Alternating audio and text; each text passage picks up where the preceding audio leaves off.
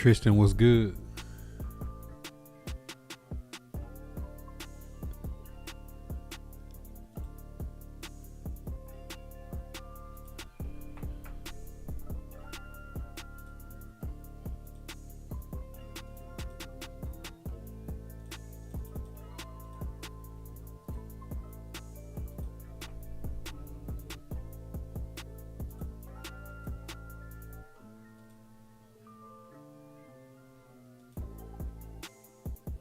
KT2 the GOAT.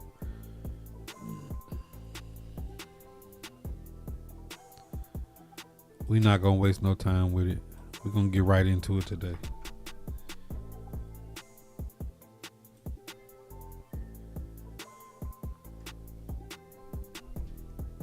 We not gonna waste no time with it. We're gonna get right into it today. Who in the building with us, man? Smash those reactions. If you're on Facebook, if you're on Kick, drop those stickers. You do not have to be a sub, just a follower. If you're on Twitch, Amazon Prime, drop the stickers.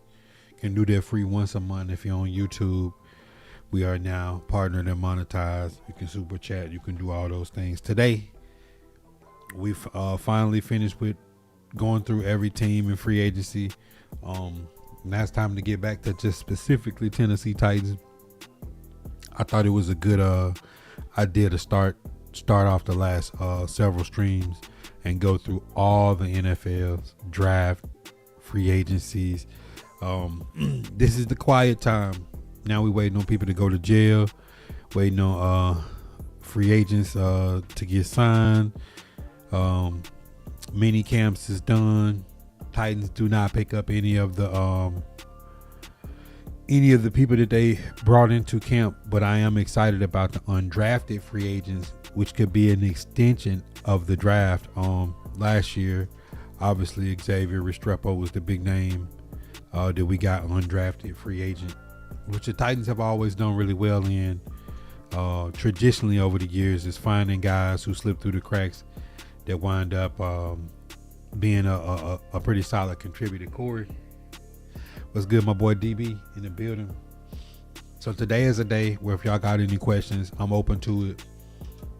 And Mr. 52, we got the OGs in here to start off. You looking for the Bosa signing? I seen Psycho Ty talking about Bosa. I take a different stance. And the stance that I take is look at the 53 and put in your mind and go back to the draft of Jermaine Johnson. I know what he looks like in the wide nine, but he literally is the speed edge. If you go back to his rookie combine numbers, if he returns to form of what he was before, he'll be that speed edge in the wide nine. And then you'll have like the Femmies and the Keldrick Falks that could hold that play side down. I think we're overlooking the importance of Jermaine Johnson being healthy, back to a Pro Bowl caliber defensive end. Bosa would make sense if we didn't have Femi and Keldrick Falk. I feel like Femi and Keldrick Falk do what you would ask Bosa to do. I know he's a veteran. I think our veteran presence in free agency should be turned to safety and defensive back. Is it a mistake? Now looking back to not have let L'Jarius Sneed situation go through, now that we see that he's been exonerated of his charges with no admissions of any wrongdoings, him and Stephon Diggs, those two players are now at the top of their respective positions. Outside of Marshawn Lattimore, what better cornerback is there in free agent? Think about how deep our defensive backfield would be if we had Flott, Taylor, Marcus Harris, Williams, L'Jarius Sneed.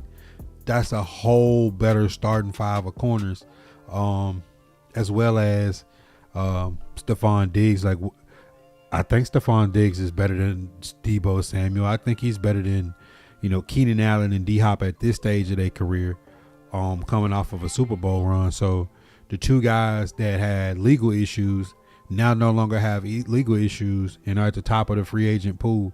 I would like to see one corner, one safety in free agency, Melifonwu or Taylor Rapp, and then I'd like to see Marshawn Lattimore or somebody to that nature to come in and be another veteran corner, with having Hutchinson from Houston and Bishop Fitzgerald, the safety from USC. I think that would kind of round out and give us a little more front end depth before the June 1st cuts hit.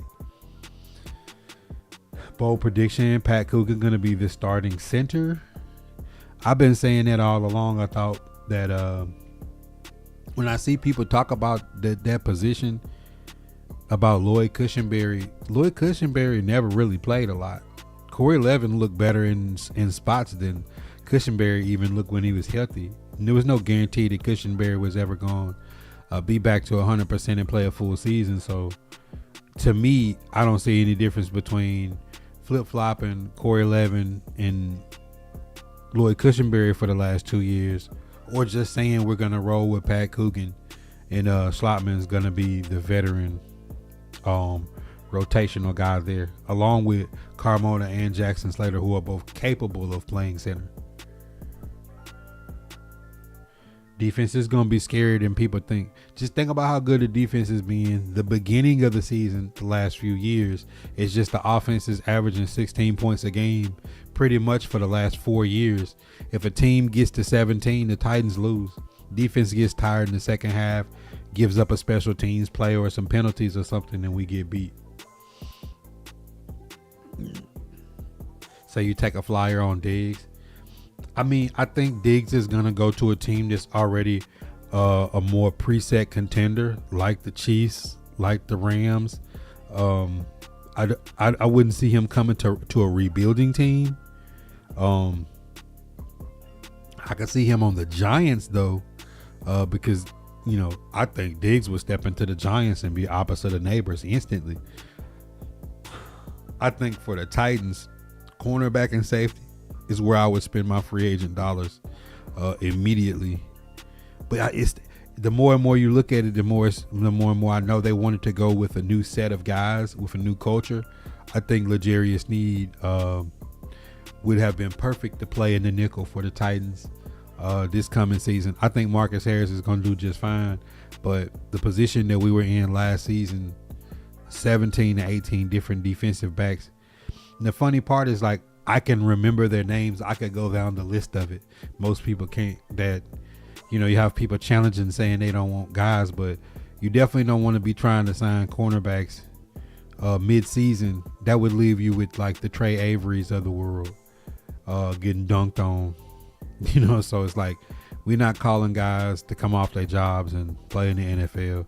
Titans need to load up while they can at depth. It said Will Levis is QB2. I think Mitch Trubisky is QB2 and Hendon Hooker will be QB3. I think there'll still be somebody that'll take a chance on Will Levis or and Anthony Richardson as we get further into the summer. That's my true thoughts.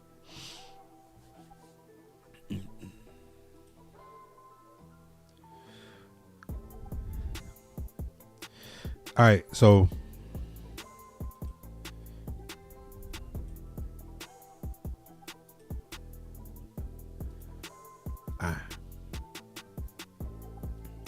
I thought that Levis was going to get traded during the draft, but I did say when Anthony Richardson requested to be traded, it kind of threw up, because what's the real value of Will Levis? If the value of Will Levis is too high, somebody would just take a shot at Richardson. Mac Jones, obviously the 49ers valued him high. They wanted a first-round draft pick back for Mac Jones, and nobody took him up on that offer. And you know, it's gonna be interesting to see. He's still on the Niners for $2.5 million this season. They are getting a steal at having Mac Jones as their second quarterback behind Brock Purdy. They've definitely got a great option at number 2.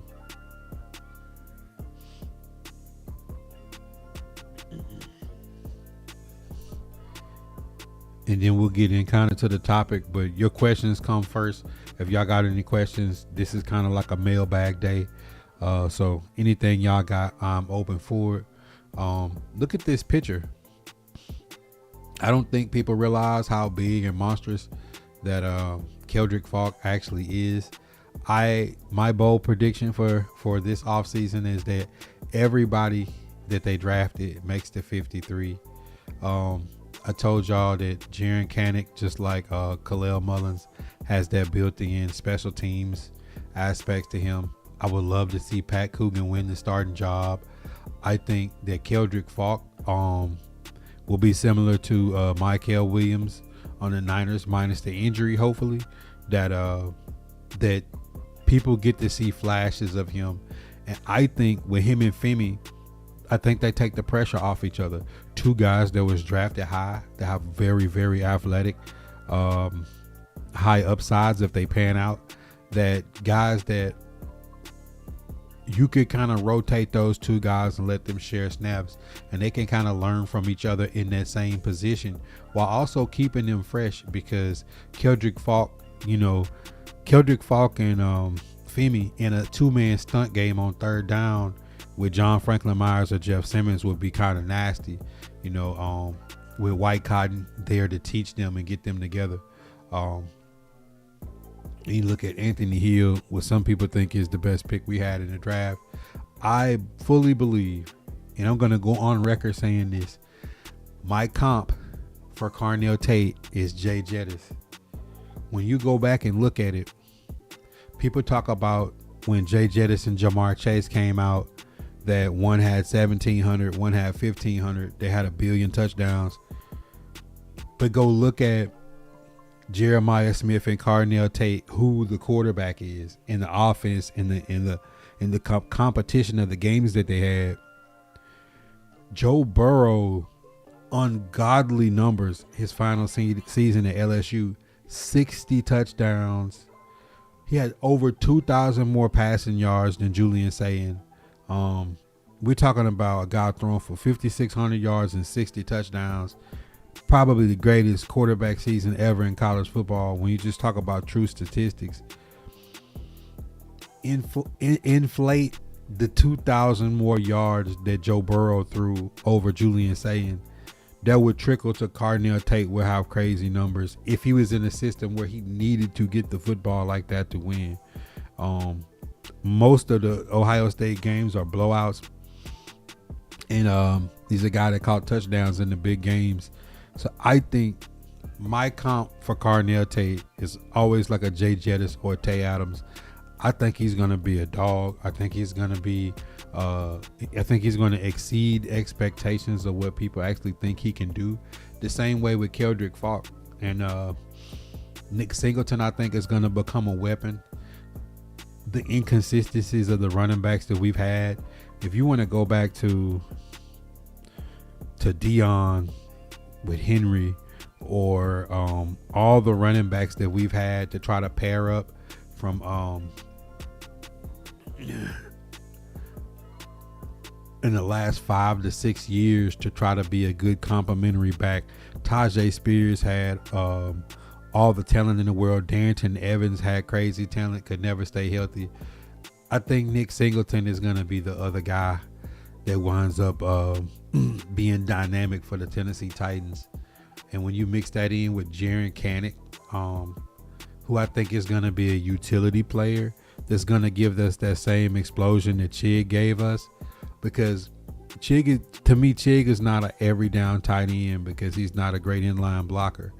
I think you could reduce some of the snaps that Chig would have got, and Kanak would fill that role as the move tight end.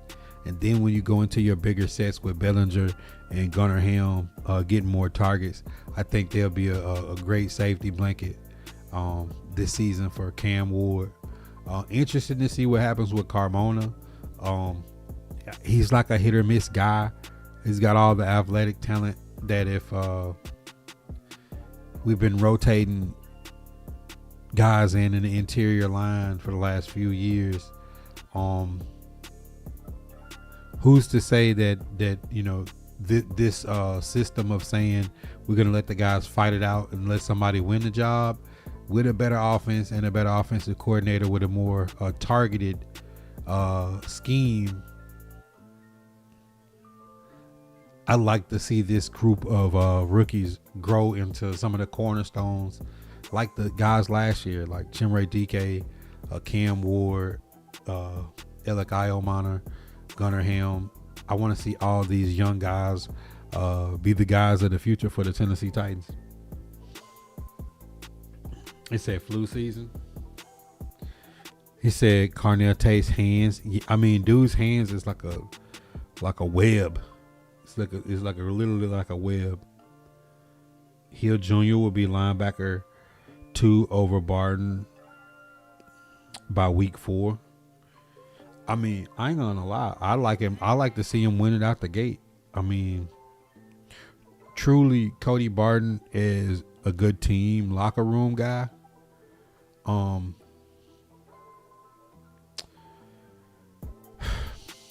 Cody Barton is not bad. He's pretty good in coverage. I just don't think he attacks downhill, in the effect of tackling the way Cedric Gray did. But he's got a contract that I don't see them getting rid of, and he'd be solid depth. I'd love to see not these guys be put with the pressure of giving the roles and trying to hold on to it. I like to see them just strictly outplay the people in front of them. It's been a while since the Titans have had a roster good enough to where there was true competition at positions that mattered. Now I feel like this is one of the first times in a long time that, like, who's gonna get the snaps at running back with Tony Pollard, Tajay Spears, Nick Singleton, Khalil Mullins? Who's gonna get the snaps when you got Gunnar Helm, Bellinger, Jaron Canick, DMR, Colin Granson? Like, you got a room where guys can fight for spots. Wide receiver, Carnell Tate, Calvin Ridley, Wandale, DK, Iomana, KJ Osborne. It's like Bryce Oliver, Restrepo. Like, you got the rooms are getting a little bit deeper. D tackle, Jackie Slater is probably the one closest to the fence because of how deep we are at interior tackle, and we traded for a veteran to see if he can work his way into that 53. It's gonna be interesting when it gets down to the Jalen Harrells and Jacob Martins, some of the guys that's towards the end of that edge room. James Williams, can he carve out a role for himself in Salah's defense as a rotational piece and a special teams guy who blocked the kick last year? It's gonna be interesting to see. Like, this is a year where we get to see people actually fight for positions that matter. I'd like to see Bishop Fitzgerald fight his way and fight Jared Reed out for that spot behind Monty. People feel like because Tony Adams knows Robert Saleh's scheme that he's kind of got that third safety role locked. I like to see them bring in a Taylor Rapp or a Melon Fonwu and push more talent into these positions, because I feel like that's how a roster truly gets better, when you start having young guys that are challenging the old guys, but the old veteran guys are still fighting back. I feel like that's how you put a true roster together.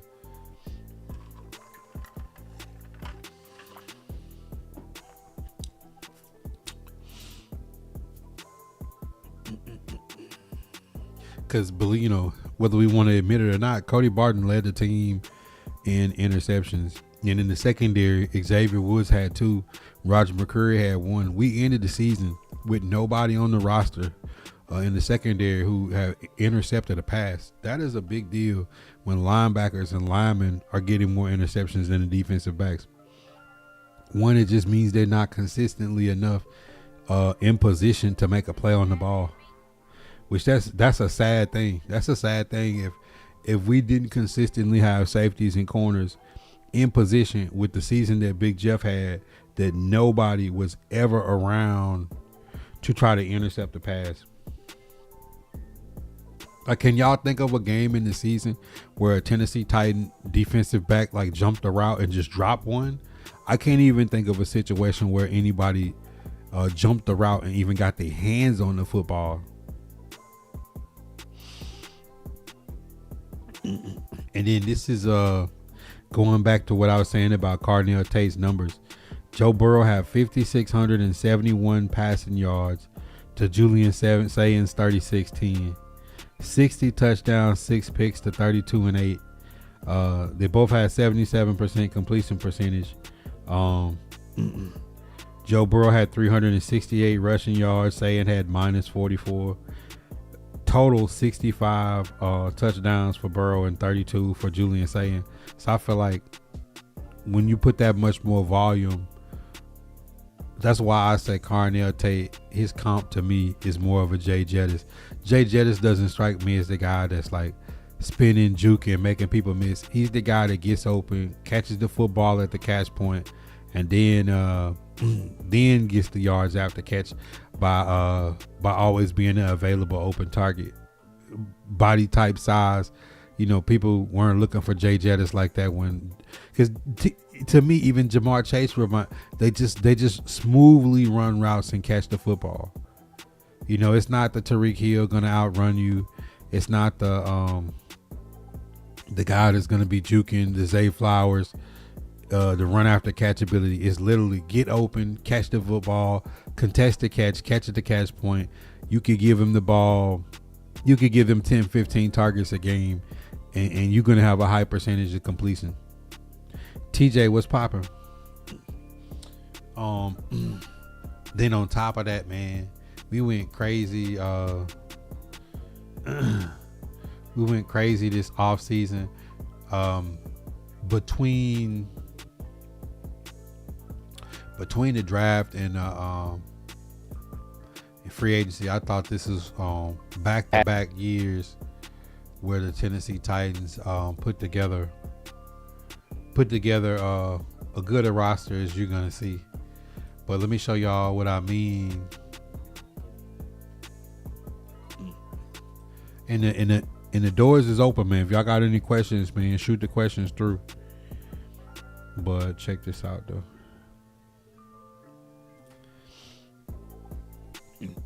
This is why I say, like, with Jared Reed and Tony Adams as your two safeties, I like to see Bishop Fitzgerald challenge here. And like if they brought in Melon Fonwu or Taylor Rapp as another safety, that would like solidify the safety room. I know you still got, I believe, Mike Brown and Kendall Brooks was probably the two better of the rotational safety guys. But it's time to like start increasing the bottom of the roster.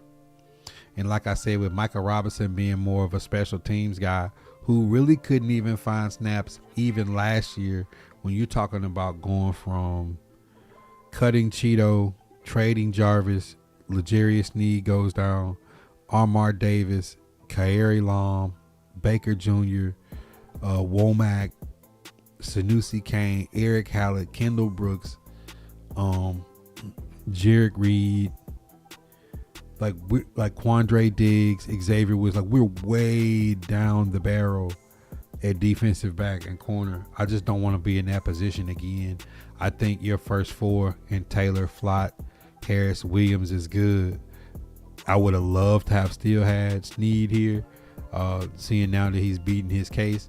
But you got Lattimore and Nazeeh Johnson. It's a couple of guys out there that I'd like to see them try to pick up just to have another veteran in the room, to where, if Alontae Taylor or Fly has to miss time, don't put yourself back in that position where you're so thin, where your whole entire defense has to change. Because if y'all remember the Colts game where Jonathan Taylor went crazy, that was a game where Quandre Diggs was playing the nickelback, Xavier Woods and Hook was at safety, and then we had Armar Davis and Baker Jr. on the outside.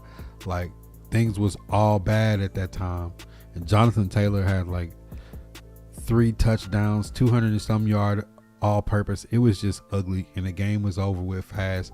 Watching him do, I think, is the best celebration in football. His Jonathan Taylor celebration. We good, TJ, man. How you feeling, bro? We just having open shop. Any questions can be asked. We just hanging and chilling. But that's where I think they need to spend a little bit of the free agent money, and that's why I think that, you know, Anthony Hill, Jackie Marshall, Keldrick Falk, I think all of the rookies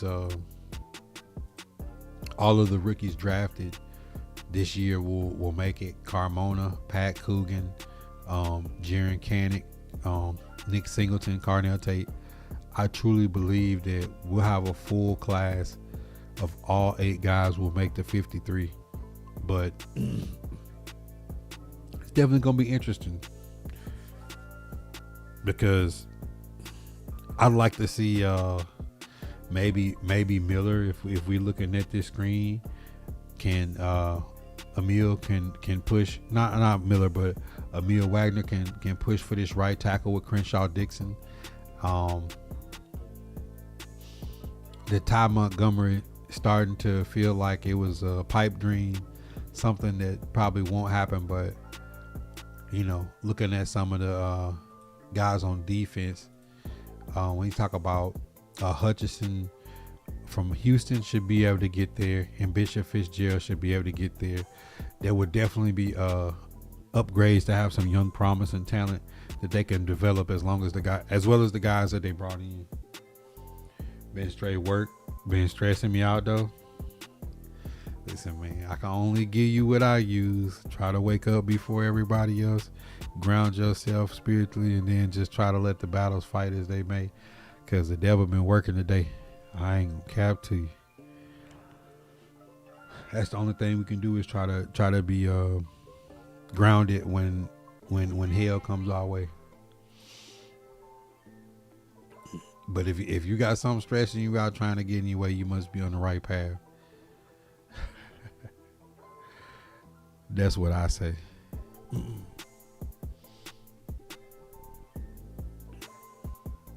But those are my bold predictions. My bold prediction is this rookie class, from Carnell Tate, Keldrick Falk, Hill Jr., Carmona, Jackie Marshall, Pat Coogan, Nick Singleton, Jaren Kanak, and the ballhead mastermind, Robert Saleh.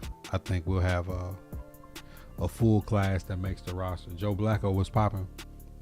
I'm going to give y'all a little bit of time. Chronic fan, what up?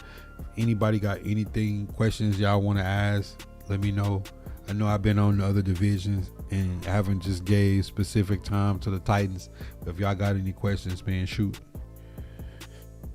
Yeah, I like to see a more talented defense. I still think we need more depth at corner and safety, but overall, you can't fix everything in one off season. But I'm truly impressed at what they've been able to put together without having to sacrifice future draft capital. They still lead the league in cap space. There's still other moves that they can make.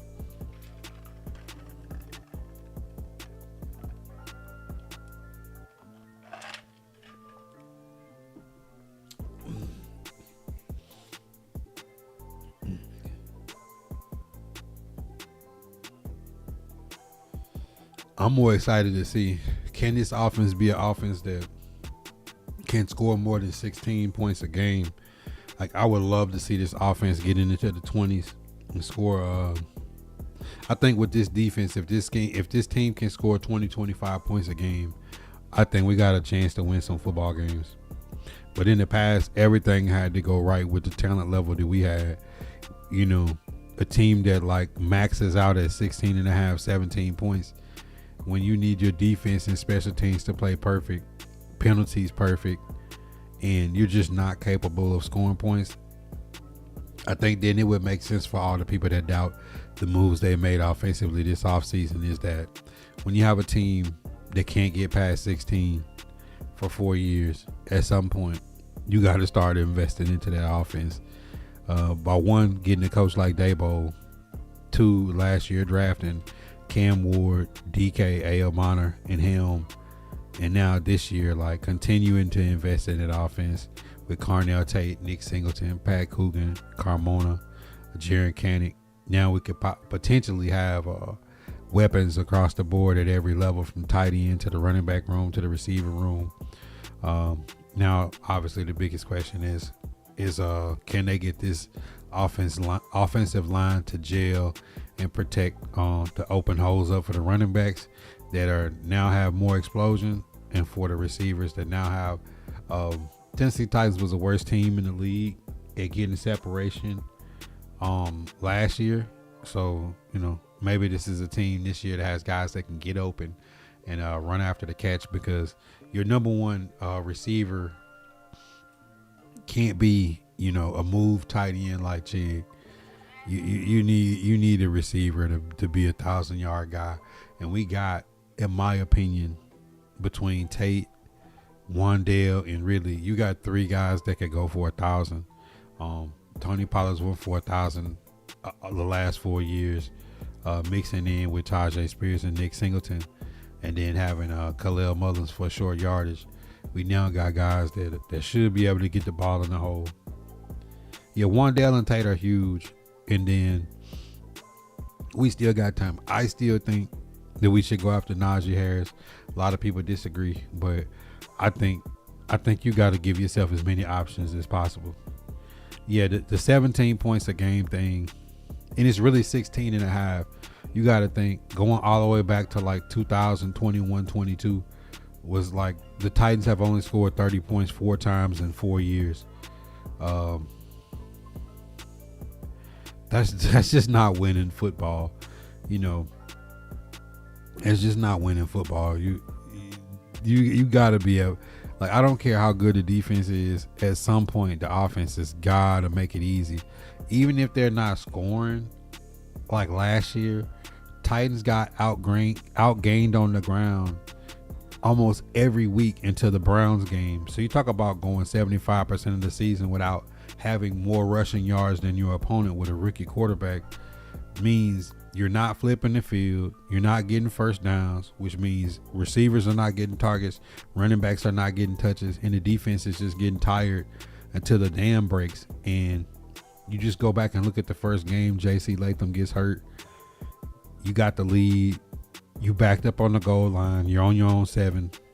Run the football. Make the Broncos burn the timeouts.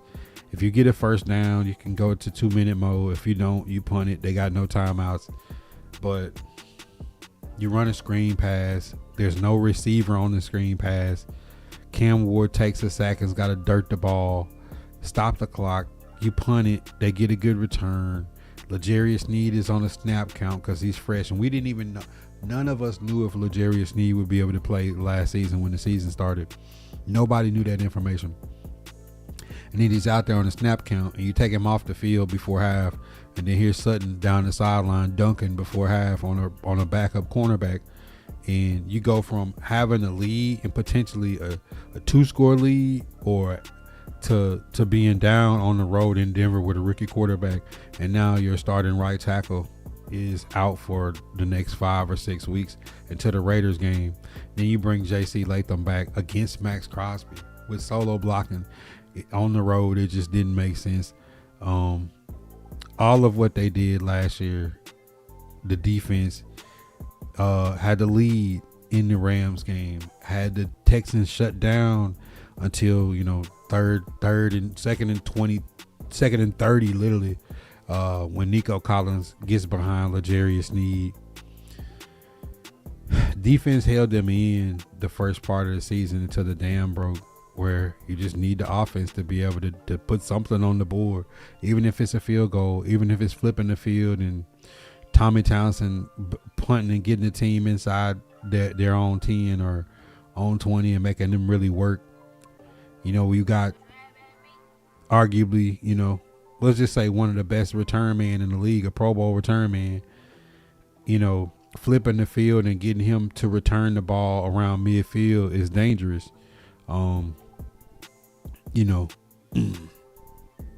Tennessee Titans got to be able to move the ball 20-20. And then I think when you do that in some games, which how many seasons have we played where the Titans are are playing from behind or playing with a lead. Imagine this defense now playing with a 10-point lead in the second half where they could get after a quarterback and maybe force some turnovers. We just haven't been in that position. Teams have been able to be on cruise control playing us in the second half past halftime the last 4 or 5 years. We haven't beaten the Steelers since 2013. I hope we break the streak this season, tighten up. That would be cool to beat the Steelers. I more so just want to see this team compete and look like a real NFL football team, not on the road with a rookie quarterback with 3 receivers blocking on a screen pass. I don't want to see a 4.3 speed receiver, Chimere Dike, running orbit motion to block for a bald, old, aging receiver like Tyler Lockett, who had 7 catches for 70 yards last year. I just don't want to see that this year. I want to see a actual offense. Do y'all remember the trick plays against Houston? Do y'all remember the Lions game, 4 times from the 1 passing without running? Y'all remember the Chargers game? The Chargers ran QB sneak like 10 times. We didn't run it any. Just stopped on the 1 yard line in that game where we sacked Herbert like 6-7 times. So many games you just go back and look and say, like, if this team could just move the football and give the defense an opportunity, like, things could be different. This ain't the early 2000s. We got to score some points. I mean, even when you think about like the number 1 seed year with AJ and Julio, when you think about the year before, 2 years before, when they was in the AFC title game, it was a team that could score enough points and wear you down in the fourth with Derrick Henry. It was a really good red zone team because Derrick Henry was in his prime. Teams either got to sell out to stop him, or Ryan Tannehill would naked boot you to death. We got to get a little bit of that. The easy, simple 2nd and 3rd and 1s got to be able to be picked up. 1st and goal from the 1 should not be hard. The Tennessee Titans got to get in the end zone. It's what sets teams apart. Hey, it's 3rd and 1. They know we're going to run it. We're going to run it and pick the first down up, even if it's ugly. We just haven't been that team that could get things done offensively when they need to even see. You remember the year that Will Levis and Brian Callahan, their first year, 11 games through the season, the Titans had like the number 1 or 2 statistical defense in the NFL. But, the fluke crazy year of having your quarterbacks lead the leagues in turnovers between Mason Rudolph and Will Levis, like, it just don't give the defense a chance. If you're turning it over, you can't pick up first downs and flip the field. You can't on special teams get field goals or score in the red zone. You just put your defense in a position where they got to play perfect football too much. And like, that's what the Titans cannot put themselves in this year. They got too much talent. There's really no excuses for Cam Ward in the offense this year. I think JC, if you go back and watch the tape of the second half of last year, JC had a good year, but he came in 300 pounds with a 6-pack, and he got hurt that first game against the Broncos. I feel like they rushed him back because Callahan's knew that with the dad being the O-line coach and Brian Callahan being on the hot seat, they were just trying to get whatever they could get back to save their job. And I think they rushed JC back. I think Oli Udoh was playing good enough that you could have let JC fully heal. And when he came back, it took him to the second half of the season after the bye to where I think he was starting to trust his body more. And he played good down the stretch. Kevin said the Titans suck. Hey, Kevin, have a blessed day. Definitely see the vision. The vision there, they just have to execute on it because it's so many teams around the league that made good moves. Now it's like, are y'all going to execute on Sundays?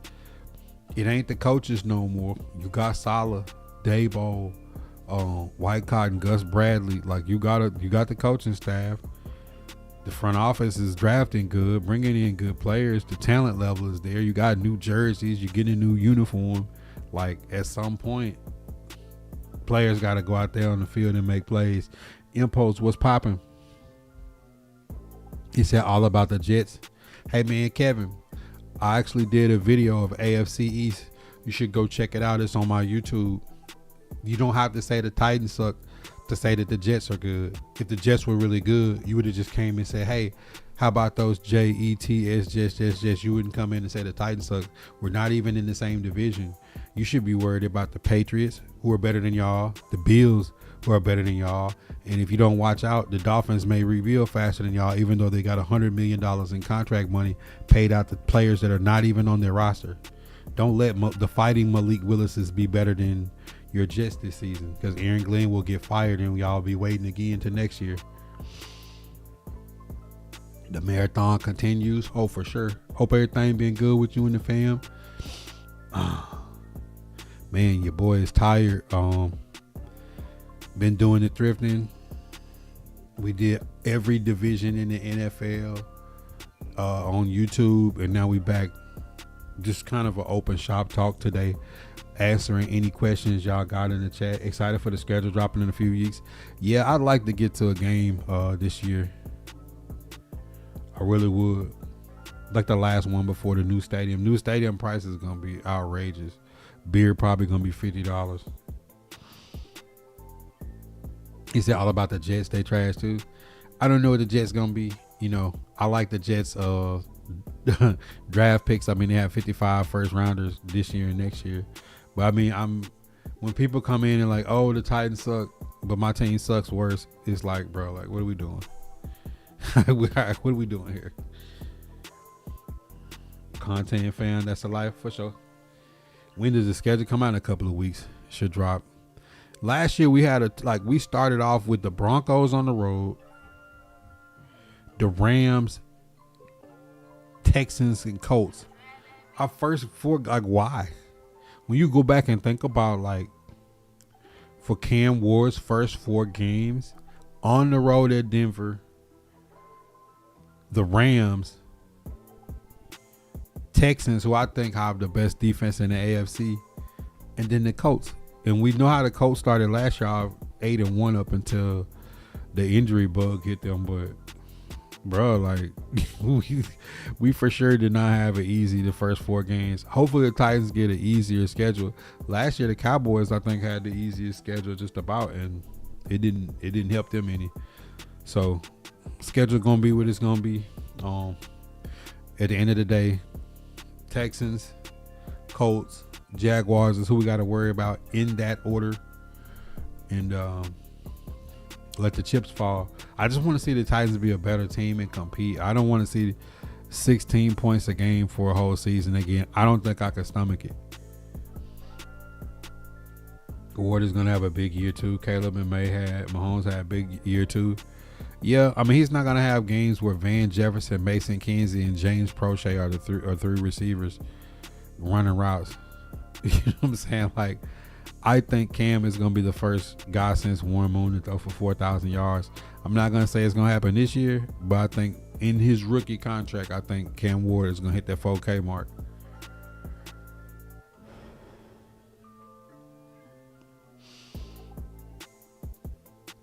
See, Kevin, how could you say that you're a Jets fan and you don't even know who the tight end?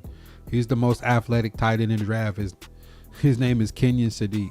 How could you be a fan saying my team suck and you don't even know who you drafted with your first your first round draft picks, man? Tell me you don't know ball. Just say you don't know ball, bro. If you don't know Kenyon Sadiq's name. That tight end. I know our 7th round tight end is Jaren Kanak. It's like, come on, bro. KD was popping, man. Did you see the NFC North edition I did on YouTube, KD? It's like, I was so confused by y'all offseason. I didn't even really know what to think. I just think that if Kyler Murray wins the battle, Jay Jettis will get force-fed the ball this year at least. I'm new here in Fan Your Strand during the draft. Thanks for the info. Bro, I was a competitive gamer for years. Still compete, but it's not like the forefront of my content. Every off season when Madden slows down, I always like put more emphasis on other content. Obviously the football content to me now is more impactful, and I get more energy and joy out of my football content than I do playing games at this stage of my content life. right now how I feel. In my thrifting and reselling content, I enjoy doing that as much as anything. So I appreciate having y'all here. My content has always been about the shop, about y'all voices, my voice, my opinion, somebody that connects and is relatable, because I'm not one of those people that do content and try to make myself smarter than the audience. I like to hear what y'all say. I like when y'all disagree. I like to hear what y'all think about y'all teams and the things that we talk about, and we get to challenge each other here with no hard feelings. You know what I'm saying? We got thick skin in the shop. So, you know, I appreciate being able to go live on Facebook, Kick, YouTube, and Twitch every day and drop content and have y'all like mirror it back. He said he can say they suck though. He never won anything. 4K is a modern passing offense. We need the evolution. Just think, Warren Moon class of 78 was the last time a Tennessee Titan Oiler quarterback had 4,000 yards passing. Not even Mac 9 had 4,000 even on the MVP year. It seemed like 4K should be easy. You know, when you think about having AJ Brown and Julio on the field at the same time, and you know Calvin Ridley and D Hop, you just think of the duos we've had. But yet and still, we've never had a 4,000 yard passer. I think Cam Ward will be the first one. Say, I want more from Oregon in the draft next year. That's what they said last year. You remember last year when we got Cam Ward, and they said next year the quarterbacks, and then next year the quarterbacks was worse. Better hurt K Klubnik turn into something. What's up with it? My brother, I haven't tapped in yet, but I'll check it out. Yes, on YouTube. I did it. I did every division: AFC South, NFC South, AFC East, NFC East, AFC North, NFC North, AFC West, NFC West, in that order. So when I got to y'all division, it was crazy because it was like y'all got a weird division, NFC North. Are we making a Super Bowl appearance with Cam? It's on a rookie contract. That's a stretch. Usually by year like 3 or 4, the roster's built out where you got a real shot. But I'm not thinking Super Bowl right now. I'm just thinking, can we score more than 16.5 points per game? Can we develop some talent in Femi and Keldrick Falk? You know what I'm saying? Can we put some depth in the secondary where we're not playing 18 different defensive backs, where the first snap of the game you have a safety? Shout out to Kendall Brooks, who was working at Pizza Hut and is now trying to tackle George Kittle for the first play of the game, because you have 3 safeties go down and you're on your 18th defensive back playing. That I need to see that before I even talk about AFC South. Less known AFC. You know, it's like, I know the Patriots and the Bears made crazy flips last year, and Jaden Daniels rookie season going to the NFC title game, but don't put that type of pressure. As good as Jaden Daniels is and as great a run they had, look how bad they are now. They're the bottom feeder in the NFC East, the Commanders, and they have put nothing around Jaden Daniels. The roster has effectively gotten worse every season since they went to the NFC title game, and Cliff Kingsbury is not there. Breeze was throwing up 5K in his sleep in New Orleans. And people don't know, when they get over with, when you look at Drew Brees statistically, Drew Brees is right behind, like the only person, he won't get mentioned like the Elways and the Montanas and the Peyton Mannings, but Drew Brees statistically is like second, with less talent and smaller.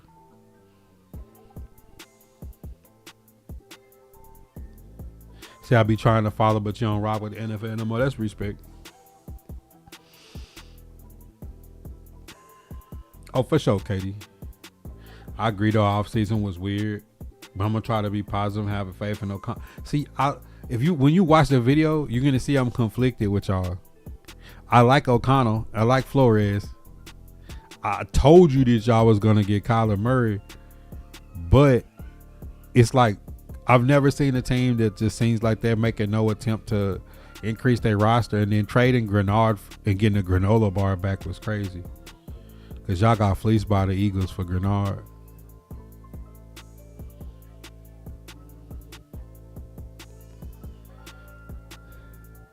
Packers, can they stay healthy? Bears, can they continue to reload now that people don't look at them as like a bottom feeder that just happen to be good? Can they develop their young talent? The Detroit Lions, like as they window closed, they got all those first round picks from Matt Stafford all those years, but now it just seems like they've kind of hit a wall where like going from a play away from the Super Bowl, being up 17 on the Niners, to like not even making the playoffs, seem like the Lions window is closing. Cam was always first. I was in a cap here, and then I just didn't like y'all draft. I didn't like y'all draft, but maybe Flores and O'Connell know better than I do.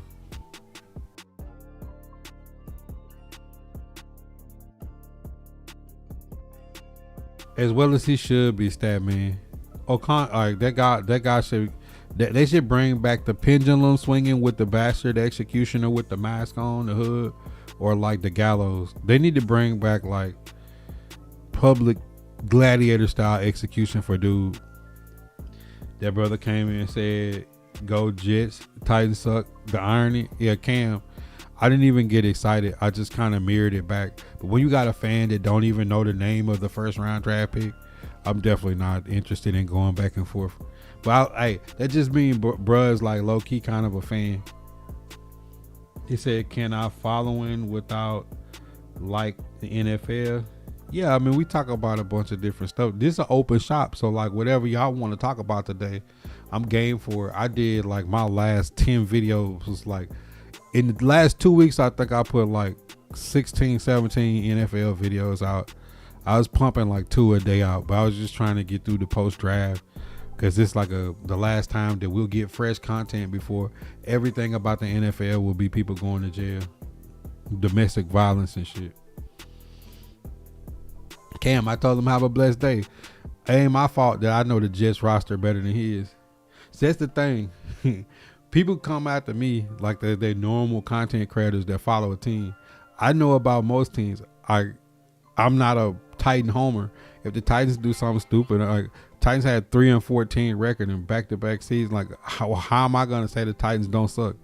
You know what I'm saying? Like, but the Jets picked before the Titans, and Aaron Glenn is gonna get the Wendell Pierce, Gerard Mayo treatment anyways, and they're gonna be trying to go after Arch Manning with them 3 first round picks. So it's like, man, you need to be in a position to just be quiet right now. You got Geno Smith and K. Klubnik over there this year. but pipe it down, bro. Because I be tagging fan bases. Fan bases be tight one, because I be so honest. Like, bro, you can tell me the Titans suck. Like, tell me something I don't know. I'm literally asking, is Cam Ward going to be the first 4,000-yard passer in Titans franchise history? And somebody's telling me that we suck. Like, bro, okay, we get it. What do I see? The Patriots? It's interesting. When I did AFC East, I expect the Buffalo Bills to be the Bills. I expect the Patriots to try and reload. But for the Patriots and the Seahawks got a little bit better. But the Patriots, Mike Vrabel and this Diana Rossini thing has to be bad karma. They're trying to replace their edge rushers because they let Caleb Von Chason go. It's going to be interesting if they make the trade for A.J. Brown. If they make the trade for A.J. Brown with Romeo Doubs, Keyshawn Boutte, Pop Douglas, it sounds different. If they don't get A.J. Brown, can you bring the same team back and make the run when you seen the Broncos go get Jalen Waddle? All the other heavy hitters, you know, the Chiefs getting K9 and going crazy on defense in the draft. You know, when you look at the other teams that are like the Texans went crazy this offseason. It's tough if you look at the Patriots and say, if they get A.J. Brown, you can see it. But it's going to be a lot of pressure for them to be good this year. Going from a team that was a 4-win team back-to-back years to going to the Super Bowl and getting smoked, to trying to rebuild that camaraderie without adding nothing really major. Like, they had a decent offseason, but nothing that made me feel like seeing Jalen Waddle go to the Broncos, like, oh, snap. You know, like Mekhi Lemon to the Eagles. You know, seeing Christian Kirk and Mike Evans go to the Niners. You see some of the teams that were competitors, like, really get some smoke. You know, like Cowboys added a lot to their defense. You know, some of the teams that are going to compete. I mean, I expect the Patriots to be a solid football team, but to have the season they had last year, it's going to be hard to recreate.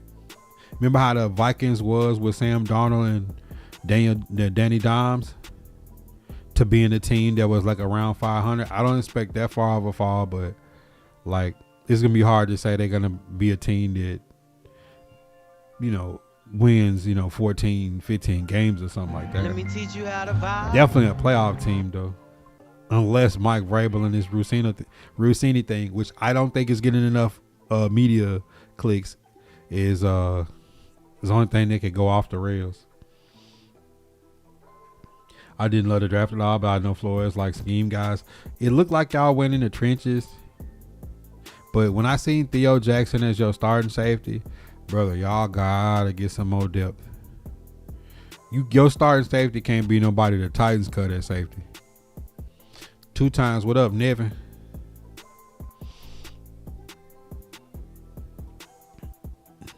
I feel like we had one of the hardest schedules in the league last year. Shit. 2 times. What up? Yeah, I'm interested to see Keldrick Falk have a really high upside. 6'6", 275. Like, kid can play inside out. I think rotating him with Femi, I think we're going to get some good snaps out of those 2 guys. And they're going to be fresh and they're not going to burn each other out. Femi coming off an injury, Keldrick Falk being a rookie, I think they get a chance to play 50-50 in that position and just grow together with White Cotton. What would I grade the wide receiver room now with the free agent and the draft? Let's take a look.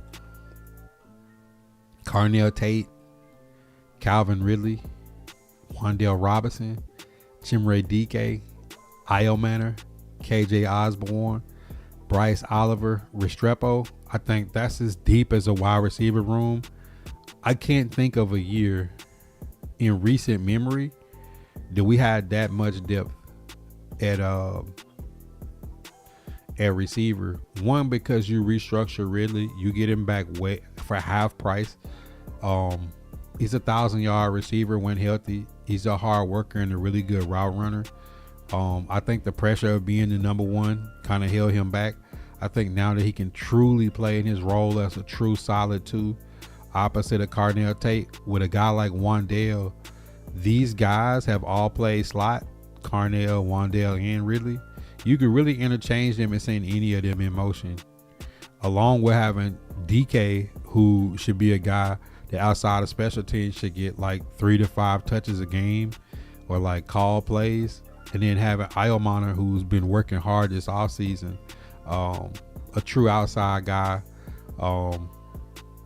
Like they got a really good rotation where nobody just has to do too much. And like, where do you scheme it? You know, I feel the same way about the tight ends with Helm and Bellinger, DMR, Colin Granson, and Jaron Canick. Like, you got a good tight end group. Like, your running back room with Pollard, Singleton, Spears, and Khalil Mullins. Like, you got a good running back room. You think about last year was Pollard, Spears, and Julius Chestnut. Like, who even remember who was running back 4 last year? Titans don't run fullback, so you always got an extra running back and a tight end. Like, you just got to think, like, all the rooms got better. The rooms just got better. The rooms just got better. Does that answer the question, Dre? He said Falk will get 4 sacks. Like, think about if Falk had 5 sacks and Femi had 5 sacks. At that position, that's a 10 sack at that position, and just let them grow. But like the Titans, I expect this defense to not be a team like, remember Jonathan Taylor running like crazy on us? Like getting gassed by JT. I need them to be able to stop the football and defenses, stop the run first, be able to get to the QB with 4. And so when you send 5, they just can't handle it. Super Bowl was a perfect example. There's no superstar edge rushers on the Seahawks, but a really good unit and a deep unit. Stop the run, get after the QB with 4. When they started sending nickelbacks and linebackers, the Patriots couldn't block it. It's just getting home. And that's what you want. You want to be able to control the line of scrimmage. And by being that wide 9 and having big nickels, you know, if you get into a situation where Tony Adams is playing back deep, or Bishop Fitzgerald is playing back deep with Monty, and you could put Kevin Winston in the box on early downs, like, just think about the different rotations that you could throw out there.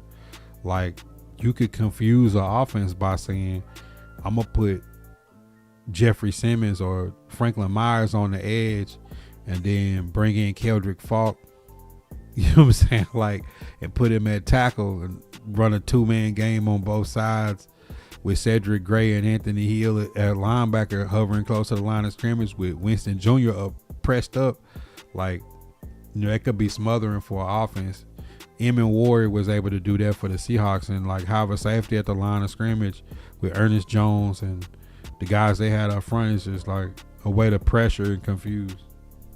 So am I going to change on Madden and get out of the dollar and start running nickel now that the Titans have a nickel team? Like, maybe I need to start playing Madden a little bit and learn the nickel. Outside of just like overstorm Brave. High floor. How many wins would you expect? I'm gonna go with the floor and say like this Titan team need at least like 6 or 7 wins. If they play 500 football and competitive, I'm happy. I'll be through the moon if this team wins 10 games. You can't get caught up in seeing the Patriots and the Bears win their division after games of being at the bottom. You have to just say like, let's just get the 500 football. Let's get to scoring 20-something points a game. Let's not have the wrong ball before halftime and throw away points. Let's run the ball and run the clock out on the road against the Broncos. Let's not give up 3rd down and 32 against the Texans in a field goal back and forth game. You know what I'm saying? Like all these different things that where you watch the Titans, the end of the Jaguars half, like getting a penalty and giving up points after missing a field goal because you got a penalty on a dead ball after a timeout. Like no coaching blunders like we've had. You know, don't be like the Chargers and the Lions, 1st and goal from the 1 and don't score. Stuff like that is like, I just need to see them be an actual NFL football team. They do look loaded. They just need some depth, a little bit more depth in the secondary. League Twitch, what up? All right, one more little topic that, you know, while y'all asking questions, I want to throw this one out there. What y'all think about the Meg Thee Stallion and Klay Thompson shit? Listen, I watched Cameron. I watched a bunch of different people. Stephen B was popping. I watched a lot of different podcasts on what people thought about it. Like, it's some ridiculous stuff out there, you know, like the girl saying that nobody knew who Klay Thompson was. Like, Klay fumbled her. Like, you see her whack 100 stories, you know. Definitely a funny situation. Please, they have to finish the second half.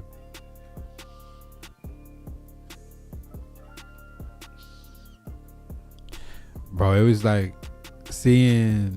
hearing like women's opinions on the situation and guys' opinions. It's like,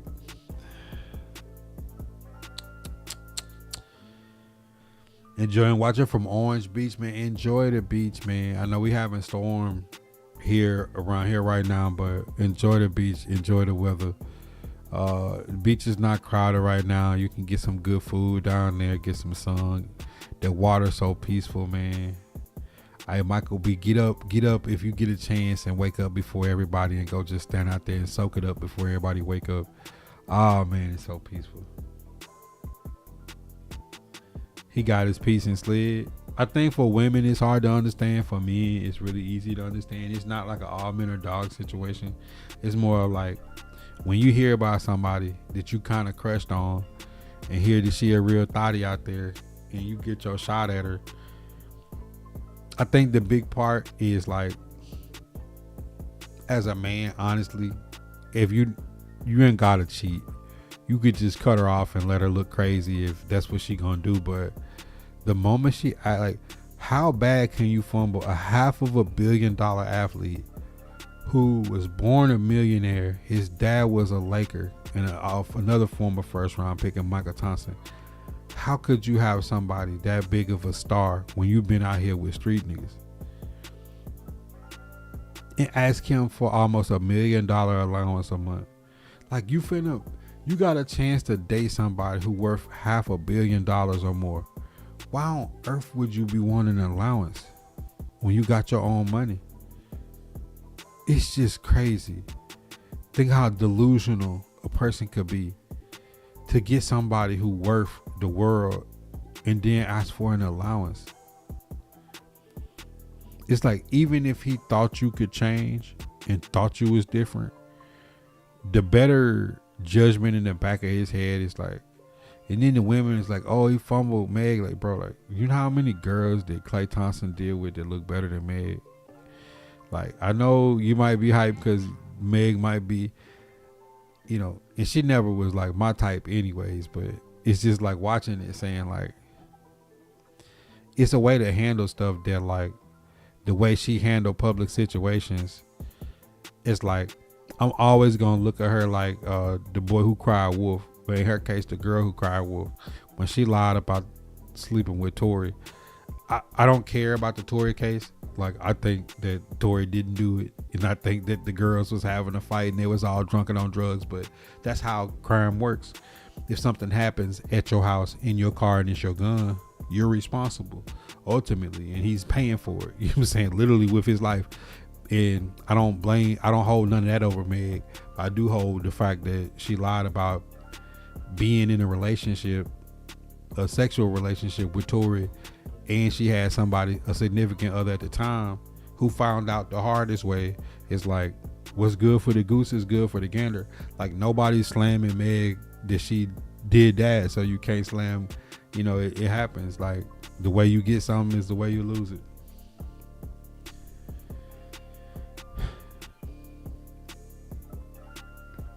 He got his eyes getting low. Now I'm really trying to, like, see when I be like mad or something, like, I just try to remain super calm. So that's what this is me trying to calm myself now. Trey Day. I always wake up around 4. Those hours before anybody gets up with your own thoughts, and meditation is priceless. I tell any man that have anger, frustration, poor mental health, depression, wake up in the morning and start grounding yourself spiritually before everybody get up. Consistent, not just like every single day. Don't touch the phone, TV, radio, social media, nothing. Don't talk to nobody. Just get up, a little sip of water, use the bathroom, splash some water in your face, and just enjoy that peace and quiet, bro. I promise. And if you're me, I read a little bit of the Bible. If it's something else you read it. It could be sitting quiet with your eyes closed in meditation. It could be a jog, a workout, a cold plunge, a cold shower, a warm shower, whatever it is. Find your routine. I promise me, and if you do this routine daily, your mental health will improve. It was never his shorty, just his turn. That boy hit the fabulous line. I'm gonna say that was his girl, but it's like, you know how everybody could tell you about somebody and you still gotta see it for yourself? It don't make the time not fun. I just hate when people break up with somebody, whether it was good or bad, and then they like bash the person. It's like, you getting mad because like you've been jumping off for the longest, and you got to deal with somebody in the upper echelon, and you ask a person who was born with $1 million to give you $1 million a month, and y'all not married. Like, I think the women have to see that side of it. Like, asking a man for $1 million a month allowance who is not your husband, she said playing house and take me around the family, is to see how things are going to react. It's to see how things could be. It's a test. But as soon as you get that test, if you out there thinking you're supposed to get $1 million a month allowance, like, and you're not married, like, bro, you're smoking. Like, what is wrong with this?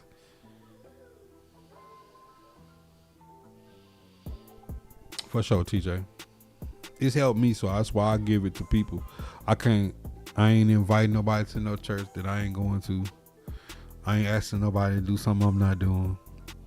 It don't take that much time.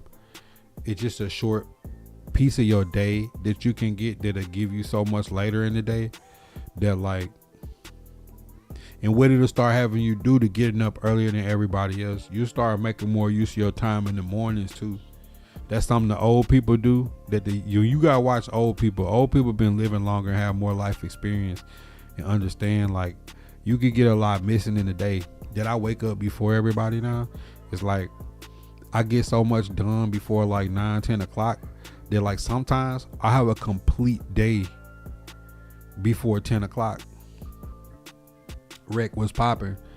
You like think about it, like Sundays I wake up, meditate, do all that, like package my stuff for eBay, get my daughter ready for school, fix her stuff, get it together, get her going, and then I'm already up and moving. Like, I'm not sluggish. I'm already on an early start. I get so much stuff done that, like, a lot of times, even before I come live, I've been in, like, cut the grass. I've been and went for a jog, worked out. I've been to FedEx and the post office. All the little stuff I need to do, and it'd be like 1 o'clock. Then it'd be like, boom, I'm gonna come on and stream. I've been on here in the shop talk with y'all for an hour and 15 minutes, hour and 13 minutes. It's not even 6 o'clock yet, so it's still a lot left in the day. But if you get behind in the day and mentally you let stuff wear you out, you'll be able to get a lot more done. And I told y'all that was my number one goal this year, regardless of who pissed me off, regardless of what go wrong, regardless of what demon is in my way for the day. I got to get the most out of the day, because if you don't get the most out of the day, all the things wind up just being a distraction. The goal is to get done what you need to get done for the day and get the most out of your time. It don't matter who arguing with you. It don't matter who disagreeing with you. It don't matter who trying to stop you from doing what. Do what you need to do. And then, like, at least you won't say, like, that crazy thing that happened today stopped me from getting done what I need to get done. You know, I try to get that to my kids too. Like, okay, crazy stuff happened at school. Did you do your homework? Did you get a good grade on your test? Are you ready for your practice today? You know, have you taken a bath? Did you clean up your room? Like, all that stuff is well and cool to happen. Things happen, but did you get done what you needed to get done? Bro, Dre that. Did y'all see that my post I had? I'm gonna make a reel about this, because I don't think I got enough attention with this post, because I think, you know, sometimes people don't be wanting to really dive into some of this stuff, because I'm more like I'm worried about Epstein or this fake war we having and stuff like that. But boom, chat in the booth, man. It's no way that people was just like destroying L'Jarius Sneed even after he was exonerated of all charges, no admission of no guilt. Stephon Diggs, the video came out where the chef was lying. It could have caused problems in his marriage and all this stuff, amongst his other problems that he got out. But both of these two guys was definitely brands were hurt. This guy just made the Super Bowl. He's the best receiver in free agency still left. Snead is the best cornerback in free agency still left. This guy got cut and missed out on millions of dollars behind these situations, and they wind up being exonerated. And then here you got tampering, you got insider information involving trades, all the dirt that was thrown on Amy Adams Struck's name, saying she didn't want to trade Tony Pollard to the Patriots because of Mike Vrabel, all the smut that was thrown on Amy Adams Strunk. And look how this woman, who was married with a husband, is looking at Vrabel, named her kid after it, rented a boat, potentially, allegedly, if the story that Dre Day is talking about is correct, had a fling while she was pregnant, right before she had, like, bro was shooting the club up while she got the baby in there. Like, how can you think this guy is a dirtbag and this guy's not a dirtbag? Like I said, these are consensual sex things, so my moral compass doesn't spin as hard because this ain't Epstein and some kids or something. But this is just crazy that this story gets less smoke than these two guys' story. And now, how much, and y'all remember I had that power, like, how much of a person's brand, if you're an athlete, entertainer or creator or influencer, or public figure, that have a story come out about you, all the people that, even if you proven innocent in a court of law, will still not apologize to you, not take back the things that they said. Because if they already don't like you, they don't like you. They're going to say bad things about you and believe that L'Jarius Sneed still was part of this drive-by, even if he's exonerated with no charges. Even that the girl was caught lying on the stand, that that Diggs is, did whatever they said, even if, it's evidence saying that he didn't do it, and this videotape saying he didn't do it, that people will still feel the way they feel about him, and the people that still like Vrabel will overlook the like, case in point, people will be dogging Klay Thompson about cheating on his girlfriend, not his wife, who he don't have kids with, who's a jump off and a thotty. But you have a married woman and a married man have a relationship with kids named after each other, and people would just like brush it under the rug. It's quite crazy to me that people don't keep the same energy to say, like, as much content was made about L'Jarius Sneed allegedly being part of the drive-by when he's not. How much money this guy had, an $80 million contract they wind up getting cut off of, and probably won't get that type of contract again behind a situation that he got proven innocent on. The same way with Diggs, it's like, if you're the number one receiver on the team that went to the Super Bowl last year, K9 just got $15 million to play running back. Like, Stephon Diggs should be like, at least like Cooper Kupp, 3 years, $45 million. For the type of receiver that he is. If you're going to trade 2 firsts for AJ Brown, and you're not going to give Stephon Diggs $10-15 million, like, to me that just doesn't even make sense. You see what I'm saying? So I hope these guys bounce back and able to get busy on the football field and stay out of the trouble and the limelight. And then I hope that this Rossini and Vrabel thing just snowballs even worse and worse, because people have short memory when it comes to this conversation that Impulse was talking about NFL. This is how I can get you in the conversation to say that if you like something or someone, they're going to get more grace. If you don't like it, you're going to put the flames to them. And this is a perfect example. Smooth, what's poppin', my boy? Charles D. He say, what if they say no? With that money, you can make anything happen. Yeah, I mean, but Dre ain't like, him getting fired was more of a mutual thing, that he wanted more power in the front office. You see what I'm saying? And they're like, no. Them saying, oh, the Titans is dumb. Like, maybe they knew something about him that, you know what I'm saying, that there's like, we don't need to give this guy more power. You think about, like, I want to paint this picture for y'all. Titans is 7-3. Thursday night football. Beat the Green Bay Packers. Traylon Burks have the best catch of his career. Tennessee Titans is like 5 games up in the division. Run on first downing. Todd Downing gets a DUI. Don't get fired. John Robinson. All the nonsense from the bad drafts and the AJ trade gets gone after the AJ game. Titans don't win another game, lose the division at the end of the game, end of the season. Vrabel wants more control. Maybe they know something about Vrabel to say we can't give this guy more power because we know some things about this guy. It go left. The meetings go bad. Mike Vrabel's in Cleveland helping Stefanski out. Insert Brian Callahan with Rand. Rand goes. Brinker steps in. Now Callahan goes. Then we got Bergonzi. Now you got Sala, Dabo, White Cotton, and Gus Bradley. And then Brinker eases out. The stadium comes out. Burke Nihil slides into the background because the stadium is done next season. This is just a crazy timeline of events to put all the things that happened in between that time of like who knew what.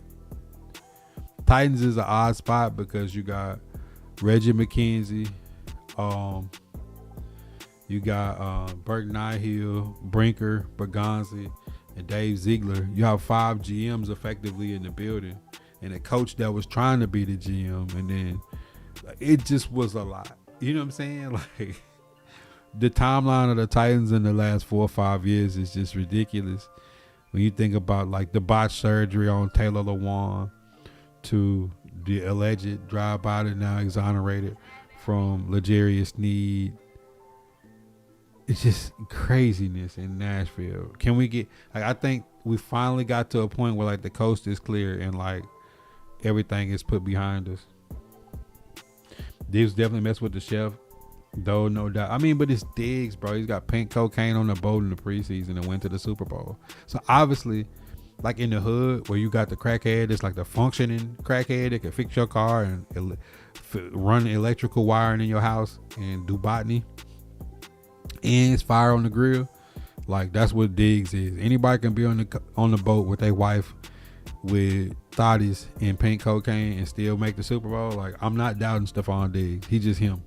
You know what I'm saying? Like to think about a woman being around Stephon Diggs that he's not popping is just we're naive to even be thinking that.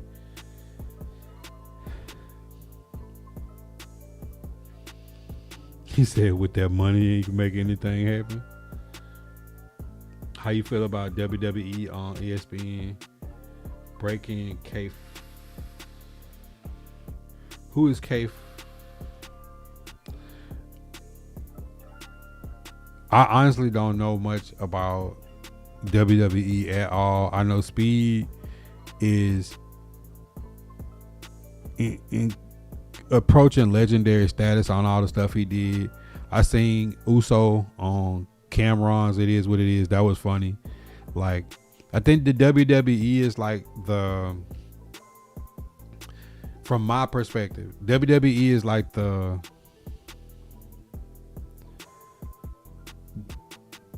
Fortnite of entertainment, which they just do a good job of like being a part of whatever is fresh and new and hot.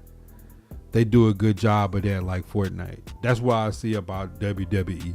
WWE's marketing plans and how they stay connected to like everything that's new and fresh is I like that about WWE. I think more sports. I think the NBA and the NFL, MLB, Major League Soccer, global FIFA, everything needs to tap into what WWE does. Like they know how to they know how to put themselves around the new things that people are interested in. Not some 60-year-old in a suit saying, I think people would like this. Like, nah, WWE definitely have like people that understand culture who are running the show. What team you think Snead would be on? That's an interesting question.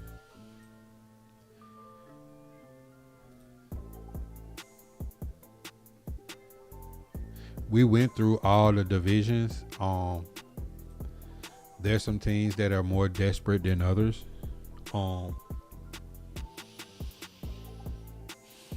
I think it would be smart for Snead to get out of the AFC. I don't know if the Chiefs bring him back, but I could see L'Jarius Snead going to the NFC.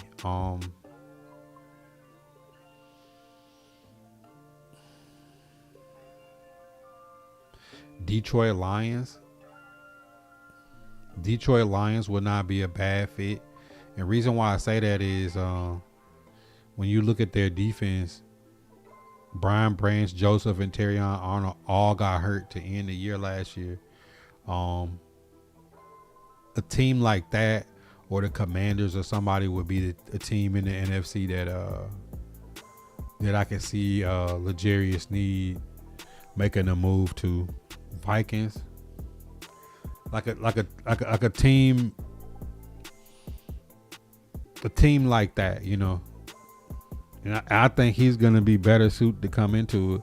I think anybody that came in the Titans the last few years had a lot of pressure as a veteran to come in and be like the leader in the room and control things. If you could just put Snead in a spot where he could just not worry about being the leader in the room and just playing football, I think he'd be straight. I think he'll be happy to put all this behind him too, because he haven't got a lot of miles on him. How many games did he play in Nashville? Oh, KT, please don't say the Eagles. Oh no. Would you want us to get Joey Bosa and Fred? No. I told y'all who I wanted in free agency, and I'm standing on that. I think Keldrick Falk and Femi gonna rotate at that position. Jermaine Johnson gonna be on the other side. I don't think we personally should be after Bosa. I think we should be after a safety or a cornerback, a veteran. And when you look at the available players in those positions on Spotrac, to be fair, we really should have slow played Snead, because I think he's the best corner still on the free agent market, especially when you think about age and skill set. He's under 30. I think Melvin Fonwu or Taylor Rapp, or even maybe Mike Edwards from the Chiefs, would be a good guy to add in with Bishop Fitzgerald, Tony Adams, and Jared Reed as a backup safety. And then at cornerback, I think, you know, the best cornerbacks that are left, I think L'Jarius Snead's at the top of that list, along with Marshawn Lattimore, who's just a little bit older than him. Maybe Nazeeh Johnson, Jeff Okudah. If not, these pools are very thin. And we played 17 different defensive backs last season. I'd rather have more depth at defensive back than trying to get Bosa. I don't think Bosa changes anything. I think he just takes reps away from. Look at the defense. Look at the defense this way. I'm about to pull it up so y'all could have a visual representation of what the defense is looking like, so y'all can have a true understanding of what I mean. Like, put Bishop Fitzgerald in this rotation, Melvin Fonwu or Taylor Rapp or Mike Edwards, to give more depth at safety if you want to bring Kevin Winston into the box sometime. Alontae Taylor, Flott, Marcus Harris, Josh Williams. We on to a special teamer as the fifth corner. When you let Darrell Baker Jr. go, who you could have returned back for cheap, who would have been the perfect player as the fifth and sixth cornerback. With Snead now gone, you're going to replace him with somebody worse talent-wise than Snead. Nobody can convince me otherwise that who we're going to put right here, if it's not Marshawn Lattimore, is going to be worse than L'Jarius Snead. And I think that's something that they got to look at. Hutchinson, from the undrafted free agent from Houston, I hope he makes the roster as the fifth or sixth corner. But, you know, you definitely need more depth there, because you get into the season where guys got to sit out a game or got to rest up. Michael Robinson being out, like, what we doing? We right back in the same boat. No disrespect to Michael Robinson. He might improve and, be a rotational piece and get better, maybe even to a starter one day. I'm not knocking him, but I am saying that he couldn't find his way on the field when we're talking about Samuel Womack, Armar Davis, Baker Jr., Sanusi Kane, Eric Hallett, Kendall Brooks, Mike Brown.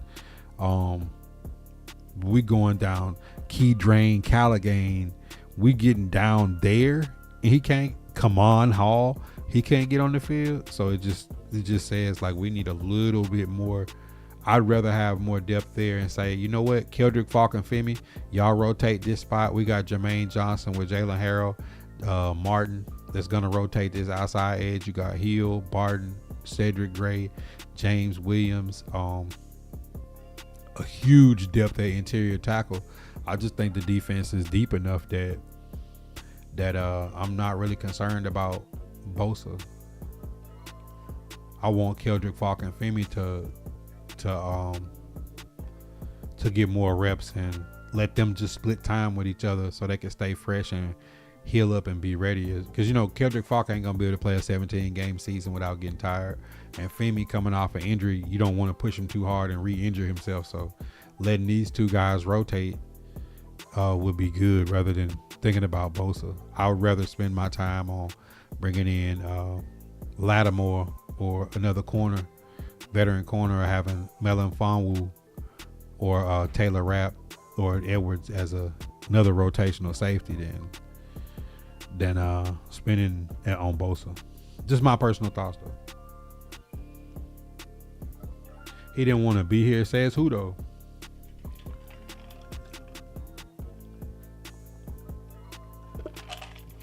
I don't think it's necessarily he didn't want to be here. It's like Rand brought him in, and then Denard Wilson's out there like playing musical chairs with talent. He has nobody to put out there. Like,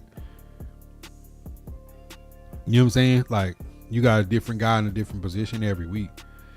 Imagine if L'Jarius Sneed was truly playing nickel. And you had Alontae Taylor, Cordell Flott, and Sneed was playing the nickel with Marcus Harris and Josh Williams. That just sounds like a better rotation. Sneed as a nickel is nasty. When those corners like Jalen Ramsey, Sneed, Slay, when them guys get Pat Pete, when them guys get older and you could put them in a nickel safety role. Charles Woodson was a master of it. When you could put those guys in that role where they ain't got to play outside and chase the young 4.2 speed receivers, like Sneed is a physical corner. That's what I'm saying. Like, for $2 million, you let Darrell Baker Jr. go, who would have been a solid backup and a good team guy. He definitely represents the personality of what you want in the locker room. You let him go for $2 million, then you cut Sneed, he wins the case, and then you're gonna replace Darrell Baker and Sneed with somebody worse than both of those guys. That's how he was with Tyler Lockett. You paid $4 million for Tyler Lockett and brought Van Jefferson in when you didn't want to give $3 million to NWI. NWI is way better than Tyler Lockett and Van Jefferson for the Titans in what he was doing for us. He's an undrafted guy. Sometimes people get caught up in the star player. No, the guy who's cornerback 5th or 6th or safety 4 or 5 is where you can afford to spend $2-3 million to get a quality guy that if you need him for a couple games. Darrell Baker Jr. playing a couple games, we're not all like panicking. If Michael Robinson out there, we kind of panicking a little bit. So it's like just saying like, let's get more depth in these positions so you ain't in the middle of the year like losing your mind.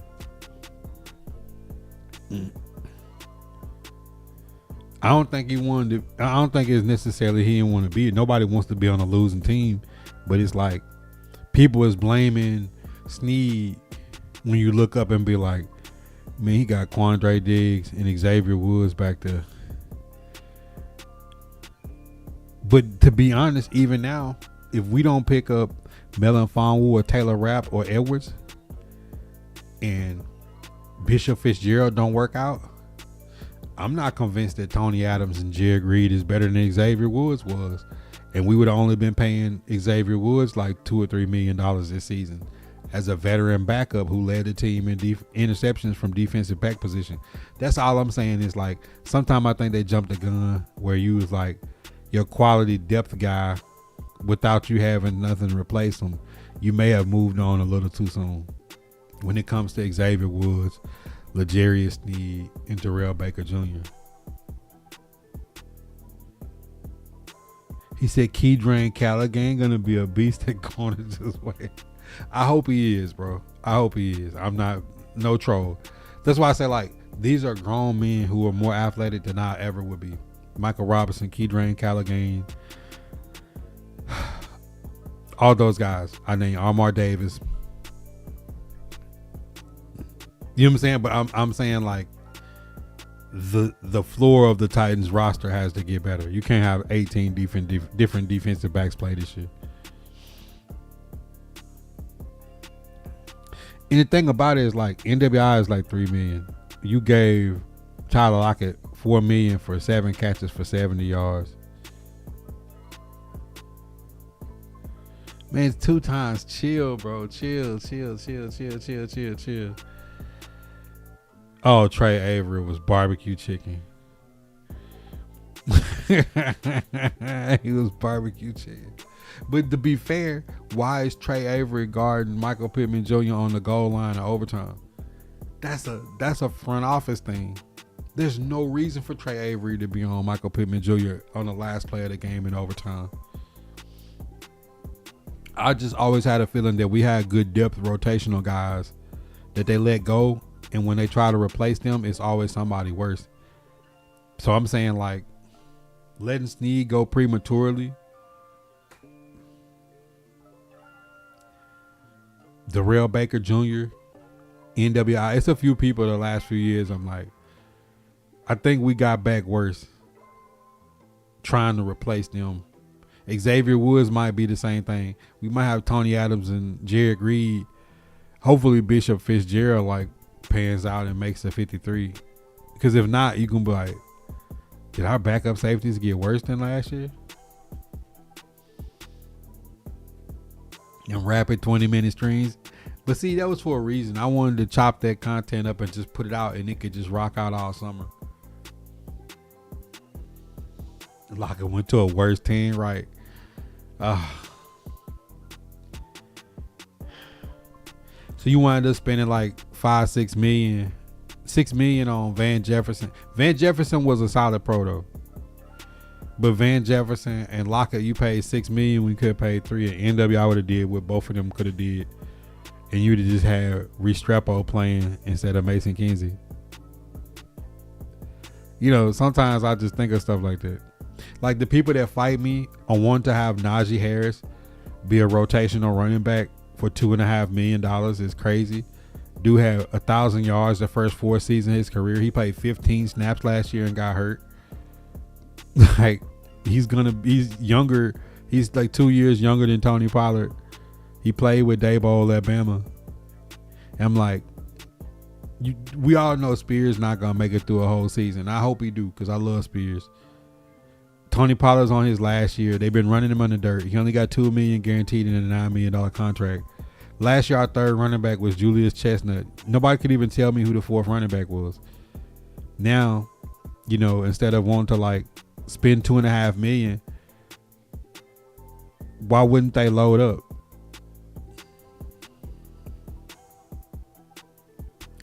Man, I still got to get with Titans Idiot Nation. Oh, it's another Titans creator. Man, I think I'm just finna start just working, because I hate waiting on people the time for their schedule, because it always make it. And it's not their fault. You know, it's like, the schedules be, because I have to get in when I can. So it's like me setting the schedule is like one of the hardest things on earth for me to give somebody a time, because I kind of just get in when I can. That's why when y'all see me get in, it's super random, because when I got time to get in, I get in. Like right now, my child is in there yelling. You probably hear it coming through the door and the mic. They don't give a shit if they crying or yelling in the background of all my videos. I like to try to get in to record with people where I'm not going to be affected by that. But reality is, like, you just got to do it when you can do it. Because I had in-laws at my house for like 2 months, and they finally gone. This is the first week where I don't have in-laws, and you know, you get back to the regular schedule.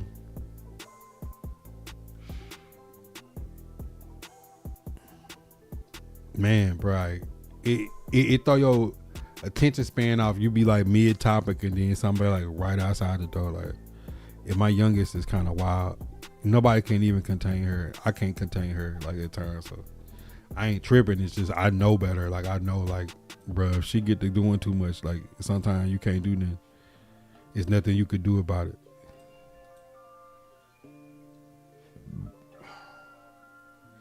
I ain't even been on Fallout. But today I was like, this would be a good day for a mailbag because we got a storm and like I don't want to be outside nowhere. It says watch stream early in the morning.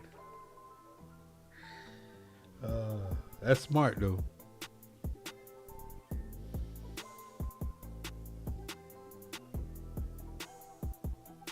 Russell Wilson and Jets offer. Geno Smith, Russell Wilson, and Cade Klubnik. Yeah, Aaron Glenn gone.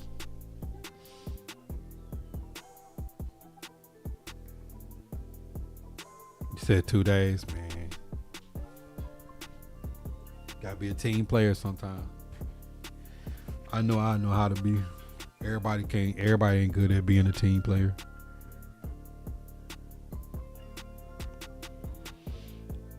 They both be back in school next year. Ooh-wee.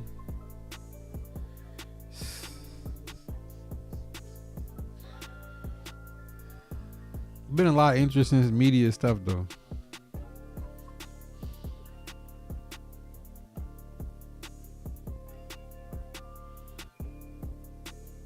Like Dre Day, I'm a person that says, give me the player, not the position. Right? I know what Nick NWI was.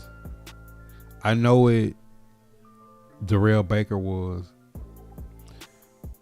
Xavier Woods wasn't the best, but you knew he was. I'd rather have Xavier Woods than Jared Reed. But Jared Reed might step up and get better. You know, it's like, who knows? The Seahawks. He was on the Seahawks. He was part of their practice squad. We snatched him, but it's like, I don't know. Sometimes I feel like the Titans be overthinking it sometimes. Because to me, the Titans had no benefit in cutting L'Jarius Sneed when they cut him. I always thought he was going to be a June 1st guy, and they was going to wait as late as possible to see what happened in the court case. But if they wanted to move on for him, now that they've made their moves and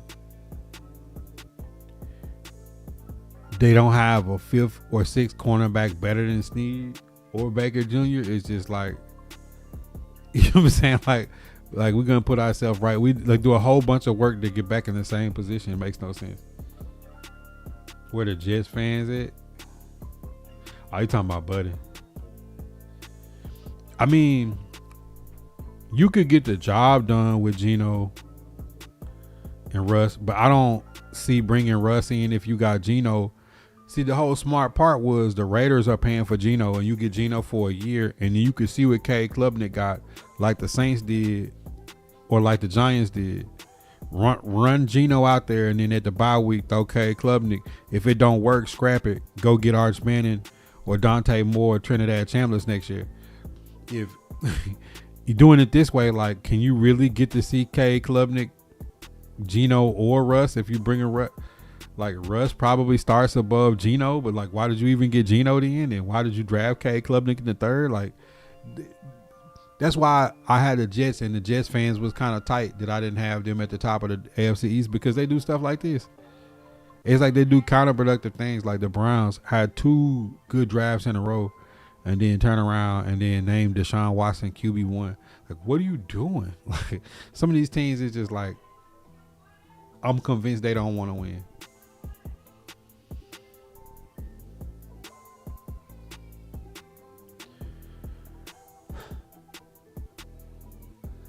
All right, y'all. Oh, Aaron Glenn's for sure gonna be gone. That's almost 2 hours in the shop talk. I appreciate y'all. The screams are in the background are getting louder. Appreciate y'all, man. God first in the chat. Y'all know what time it is, man. Hit that subscribe, like, comment, share. Tap into the daily uploads at 7 a.m. Central Standard Time. If you miss the live streams, you got picture in picture. And if I don't get to any questions during the live streams or the pods, drop them in the comments. I'll make it part of the weekly mailbag. If you're following on the blue, smash those reactions. I know you're an OG. Hit that like, comment, share, tap into the daily content that is the shop. If you're new to the shop, you definitely should be tapped in on the green. No ads, up to 50 emotes free for just being a follower. You do not have to be a supporter to unlock picture in picture, late night streams. Follow us on Kick. We also live on Twitch. Look out for the drops, as well as if you have Amazon Prime, it's free $99 to sub to the channel once a month.